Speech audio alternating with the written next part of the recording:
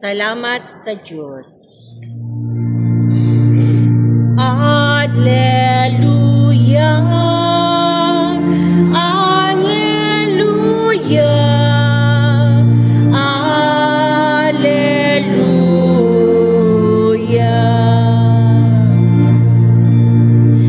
Awit kanta ang Ginoong Jesus, awit sa magpagdang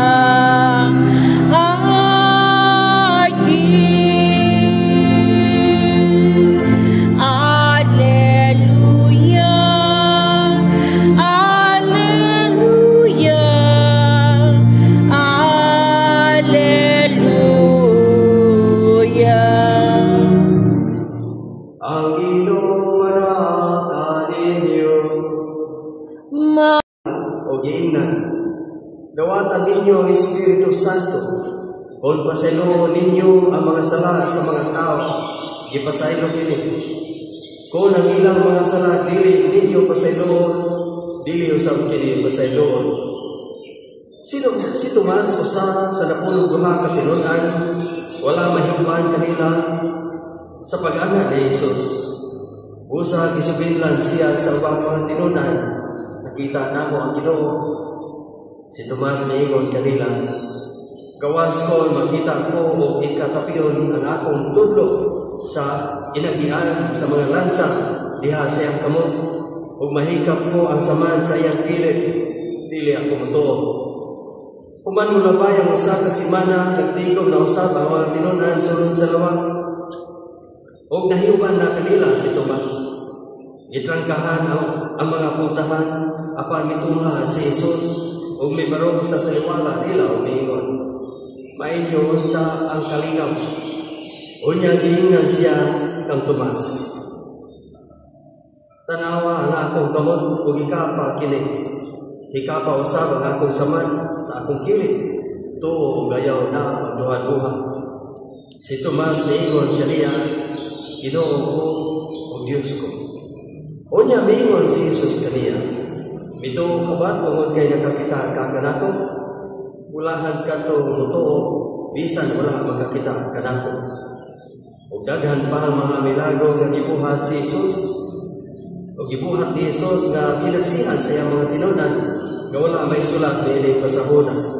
Apan gisulat kini aron kamo mutuo nga si Jesus mao ang Mesiyas, ang anak sa Dios. Ug pinaagi sa maong pagtuo, makabaton kamo kinabuhi diha sa iyang ngalan. Ang Ebanghelyo sa Ginoo. Dayon ikaw, O Kristo. Mayong adlaw mga igsoon diha ni Kristo. Karong adlaw usa kinang ka-espesyal sa atong simbahan, sa atong mga tumutuo nga sumusunod ni Kristo tungod kay gitawag kini og Divine Mercy Sunday. So usa ka Dios no nga kaluoy, Domingo sa Dios no kaluoy. Og atong pasalamatan ang Dios tungod sa iyang kaluoy nga iya ipakita kanato. Kay kung siguro wala pa maluoy kanato ang Dios, wala tay kaluwasan, dili ta makadawat sa kaluwasan o magpabilin ta nga mamatay sa kasalanan.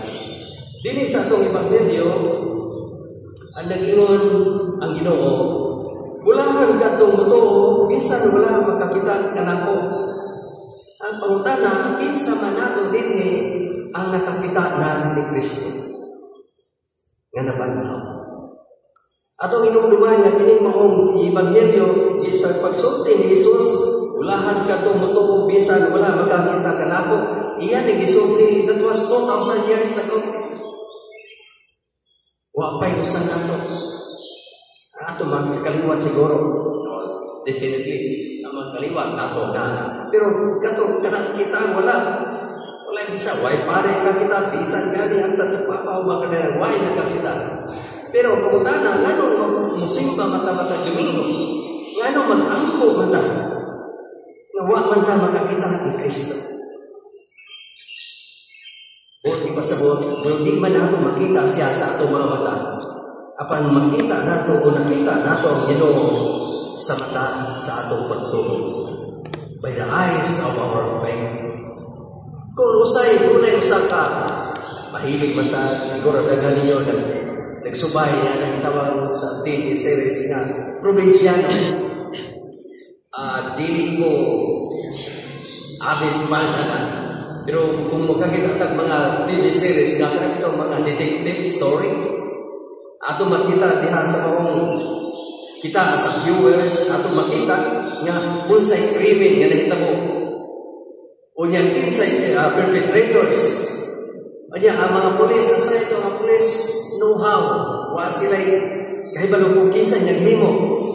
Unya adunay mga saksi nga mayingon nga siya nakakita. Panuno siya mayingon nga adili na tinud nga siya nakakita. Nga naman, tungkol kay ang usang saksi, muahimo na usang ka hearsay. Istorya lang tinitinuod, bisag accurate pa na iyang isulti. Tungkol kay wala may proof, wala may ebidensya. Nga mangita man ang ebidensya. Sa lakton ng pagkasulti, ang pagkabanhaw sa itong Ginoong Jesucristo, usa ka itong istorya, usa ka itong hearsay. Ang mga istorya lamang, nga nabanhaw, Ginoo. Unang nagkakita, si Maria Magdalena. Iyang ina ng mga apostoles, ang mga apostoles, wala ba ito sa iyang testimonya. Nga naman, tungkol kay to be a true witness of the resurrection of Christ, that person must have a direct and personal experience or personal encounter of the risen Christ. Mao na mo tanda mo, doon na may nakita na ako ni Kristo sa nabanhaw. Wala. Pero huwag man nato makita ang Ginoo sa atong mga mata, physical eyes. Pero nabati nato o nasinabi nato ang Diyos sa lain-lain pamahagi. Kung nahinugdan, nga nung kita mabalik-balik pagsimba, mag-ampo, buntag, gabi, mabisita o simbahan, mabisita iglesia, doon ay maglubina, doon kayo nasinabi nato ang Kristo. Pag diha sa atong kasinatian, mabitaw ka ng kumpisan o pag-kumpisan, kung atong pamantayan, dako kay kag sayong kanahimo. Dili ka munawag, di ka alayan, o di ka pwedeng munawag sa communion. Pag hiniguman mo kumpisan, right there and then, you are entitled, you have the right to receive communion. Nga naman, tungkol kay ipasay mo ang imong kasalanan. Usa ka na sabihan sa pagpasaylo sa mga sala, pinaagi sa pare. Usa ka na kagrasya, kagihatag ka na sa Ginoo. Kaya kung wala pa ang kumpisan, magpabilit ang bugaw. At pinaagi niya sa kumpisan, bisag matagkaroon mo niya, magkahimot ang mga salaot, mga kalapasan, mahimot yapon kita na baligyuhan. Nahinugdog ko sa usaka, usa ni kamadre na sa YouTube ako nakita, di na ko kinugdog sa tingalan niya. Na ningon ang pare, ang tungkol siya ang madre, ang ilahang director nila sa pare, spiritual director. Ningon ang mga madre nga, Father, nakita na ko si Jesus, nagpakita na ko si Jesus gabi. Na ningon ang pare nga, sige, pamatunin ako nga tinuod nga nagpakita ni mo si Kristo. Kung tinuod nga nagpakita ni mo si Kristo, mahibalo siya unsay akong katapusan ni kumpisal na mortal sick. Ningon ang madre nga, sige Father, akong ipangutanon si Jesus basta magpakita sa gusto. Tuod man, pag sunod alaw, sunod gabi, nagpakita si Jesus. Kiyanto sa madre ang pare. Ningon ang madre, Father, nagpakita na ako gusto si Jesus. Ikulmaan ang pare. Nga naman, isulti man din sa madre kung unsay Jesus ang mortal sin na iyang ihimo. Ningon ang madre, Father, ningon si Jesus na nakalimot na siya sa inyong isulti. Sa dihan, nagtanong ako sa isulti sa mga madre, di ko kapugong itulog ng luha. Nga naman, tungkol kay yan ang pag-iha, kita ang tanan, isang sa kabugaw na ito. Mudungo ta sa Ginoo, iyan ang bukasan. Dini sa atong pag-ampo, sa pagsugod sa pag-ampo, maingong naman ninyo, kabantayan, ingon, O Diyos, sa kaluoy nga walay katapusan, niining bagong pagsaulog sa Pasko sa pagkabanhaw, imong ipadilaan ang pagtuo sa inyong katawhan. Dugangi ang grasya nga imong gihatag kanamo aron makamagdang kami pag-ayo sa bahandi sa bunyag nga naghugas kanamo, sa espiritu nga nagpakatao kanamo pag-usab, ug sa dugo ni Kristo nga nagtubos kanamo. Kanindot sa mong pag-ako, package na, kumplito na. Mga diha sa pagpakita ni Kristo kitang tanan, sigurado ko, kaduna tayo kasi ka personal encounter with the Lord. Mawitaw inungdan na ang mga Kristiyanos na dili Katoliko. Ngano sila mag-prayer meeting sila, mutulog manghilak ng uban, magdalag Biblia, dili na po ikutan Biblia, because they encounter the Lord. Ngano kita di magdalag Biblia, pero inisimba nato munawat kita sa communion nga puno sa kumpas sa kasing-kasing. Inaplihan ng kasing-kasing sa pagdawat sa communion pag-iwan, lawas sa dugo ni Kristo, mayon kita. Amen. Ano man, kung nasitungod kay ang Diyos, iya tagi pasinabi sa iyang bugma o kalumay. Dili siya mag-ako na kita iyang pasandan. Mao mga sakramento sa simbahan o yung instrumento sa Ginoo nga kita maibalik nato kani. Bisan pa man sa kung sa tao, kinsa ta. Mao unsa impact sa diha na pagkita si Jesus sa mga apostoles ay gisulti manaunta kaninyo ang kalinaw. Ako pasarod this morning. May siya na. Sa pag-ingon, mainyo unta ang kalinaw. Nganong unta man? Tungod kay bisa lubon sa himuon sa Ginoo paghatag sa kalinaw kung dili gawaton sa tao. Wala gyapon sa kalinaw. Kung kanang mga tao disturbed, mao nagpatibabaw ang mga hurts and pains and struggles. Huwag gyapon sa kalinaw. Apon kung dawato na mong kalinaw, nagihahalan, gihatag ni Kristo, kanato, matabunan ang maong mga hurts, mga pains, mga rejections, insults, struggles. Kaya yata, mainyo unta ang kalinaw. Katulad niya balita. Matagi gayon, isulti niya nga mainyo unta ang kalinaw. Adunay, it entails something to do. Adunay mission, adunay kibuhat. Katulad niya isulti. Tulong usap kahit gayon. Gaya ipakita nato na adunay mission. Kaya ipahatag ng tao. Kung sa impact sa mga tao ni Kristo, sa mga disipulo sa pagpakita ni Kristo, the assurance of peace and removing fear.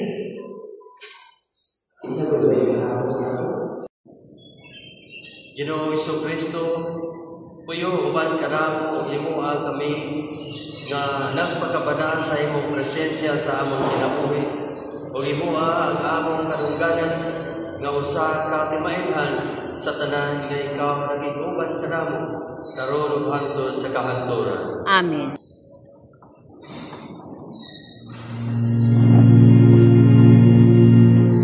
Ngunit mo, O Diyos, at tanggapin mo ang aking kalayaan, ang aking kalooban, ang isip at gunita ko.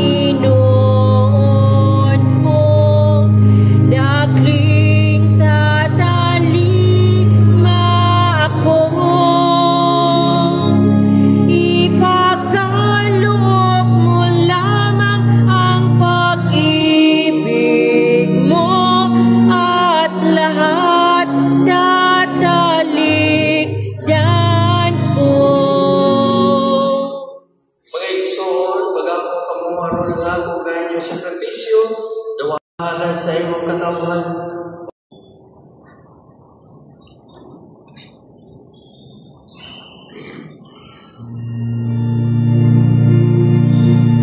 Katulad ng mga butil na tinitipon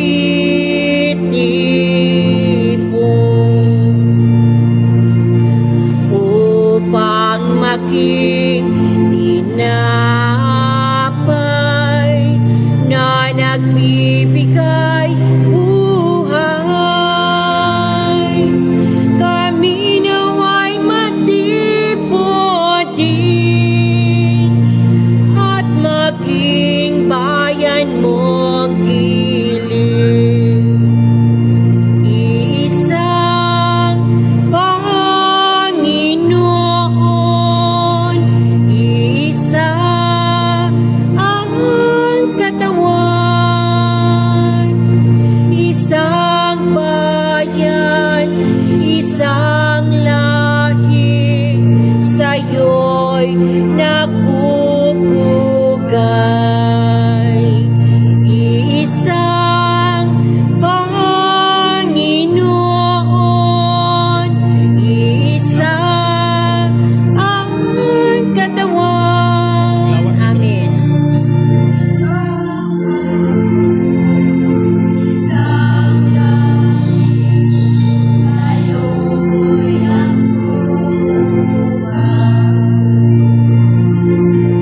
Tulad din ng mga ubas na piniga at naging alat, sino mang uminom nito may buhay na walang hanggan. Kami nawa'y maging sangkap sa pagbuo nitong bayang liyan. Iisang Panginoon,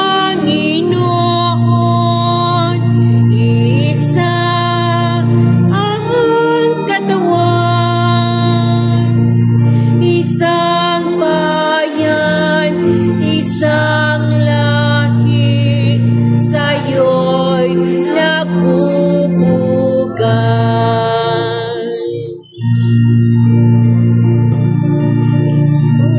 O Jesus, ang buking tinapay, ikaw ang tinapay sa kinabuhi, ikaw ang kalinaw o paglaom o tinapay na langit nun.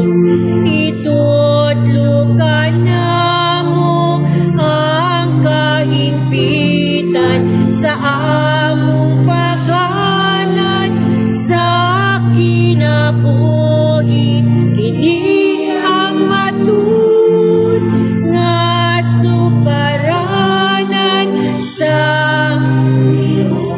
nga kalinaw. Imo kaming malipayon sa paghanan sa among kaugalingon, aron mahigit ang kasaulugan sa tinapay nga balaan. Salamat Ginoo sa mga gasa, tinapay ug bino sa pakigugma. O Diyos nung kalanon o kilim kalikon sa among pagpadayon.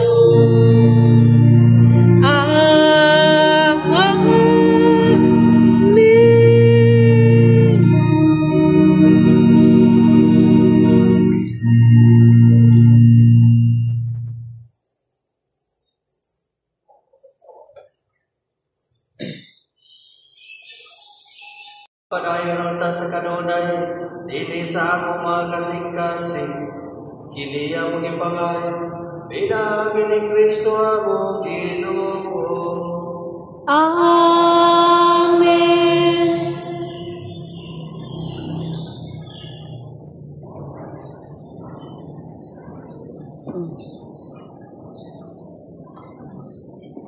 Pasalamat.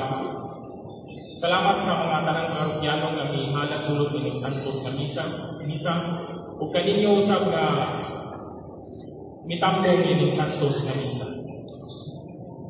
Salamat usab sa naguna sa atong alawiton karon mao ang kanumay choir.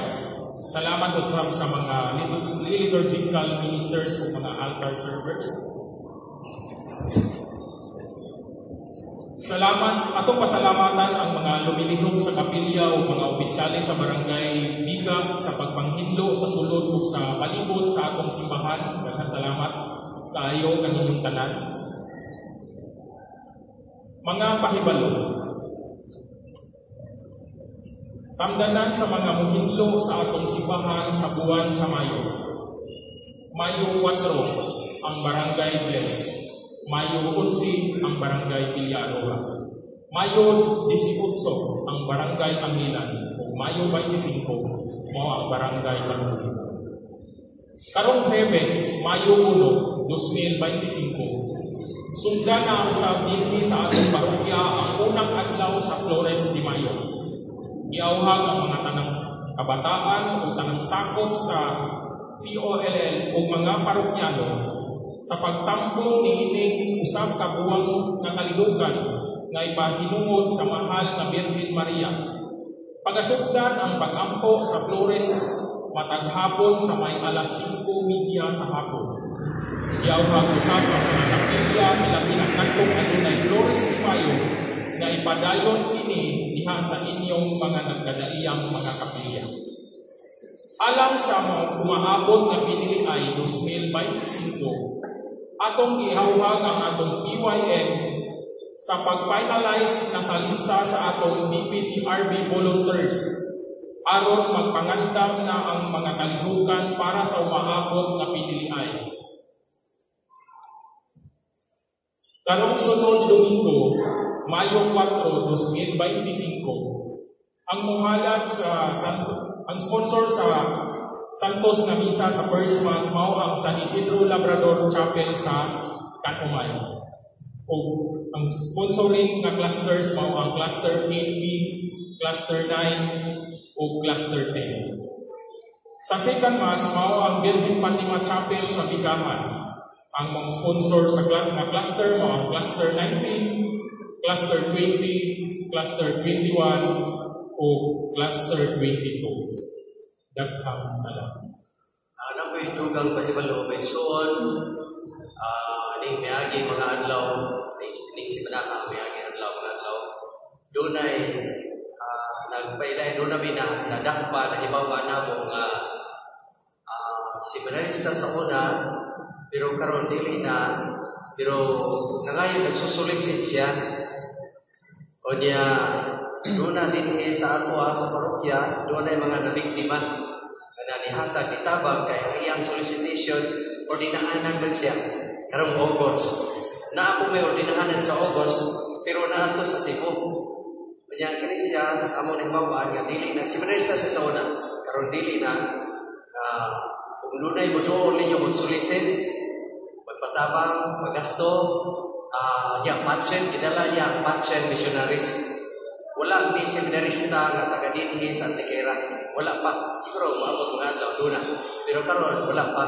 Una magbantay mo kung mabodor mo, maska mo, kung doon ay magpailang nga ordinahanan siya, yang patchen siya, niya yung magpailang kay patchen dao. Wala man may patchen sa dao. Kugon man ni. Mana magbantay mo, sa among listahan, tulong na katao, iya na nabudol. Nadili lang kami nga lang ng pinsa para maproteksahan ko ng pamilya.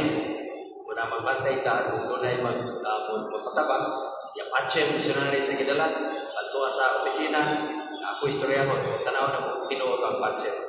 Magbantay ka na. Daghan na, doon ay, huwag ko kamalong, doon na may laing na Kung sana, kasulisit siya, pero hindi sa ato, tulog ako.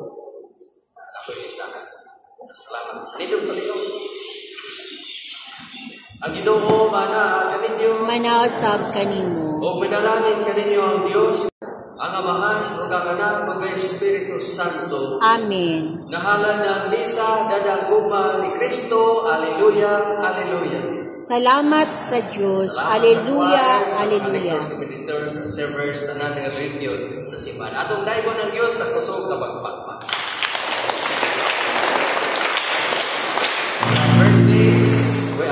Birthdays, wedding anniversaries, mga bata, sa pangan sa Kristo. Ang kalinaw ibilin ko kaninyo, ang kalinaw ihatag ko kaninyo, o sama sa inyong nasaksihan, kalinaw inyong ihatag sa tanan, nan panlakaw kamu kahigalaan, ngadto sa tibuok kalibutan, isang yawa maayong balita, isang yaw ninyo ang kaluwasan, ipakita ang gugmao kaayo sa tanan ninyong isikatao, wala na kamoy kahadlo o kanana ako sa inyong giliran, ang kalinaw ibilin ko kaninyo, ang kalinaw ihatag ko kaninyo. Thank you.